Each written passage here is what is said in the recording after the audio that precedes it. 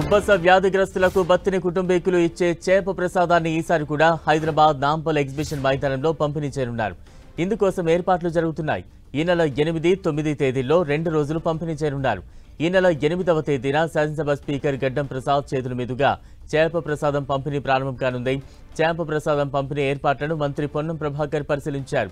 నాంపల్ exhibition grounds లో ఏర్పాట్లను పరిశీలించారు. నిర్వాహకులకు తగు సూచనలు చేశారు.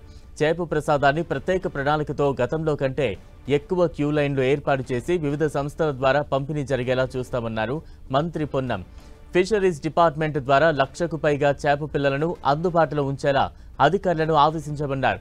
చేప ప్రసాదం కోసం బీహార్, మహారాష్ట్ర, కర్ణాటక, జమ్మూ కాశ్మీర్తో పాటు ఇతర రాష్ట్రాల నుంచి వచ్చిన వ్యాధిగ్రస్తులకు ప్రత్యేక సదుపాయం ఏర్పాటు చేస్తామని అన్నారు. గతంలో 32 క్యూ లైన్ల ద్వారా చేప ప్రసాదం పంపిణీ జరగ్గా ఈ సంవత్సరం 42 క్యూ లైన్లను ఏర్పాటు చేస్తున్నట్లు నిర్వాహకులు తెలిపారు.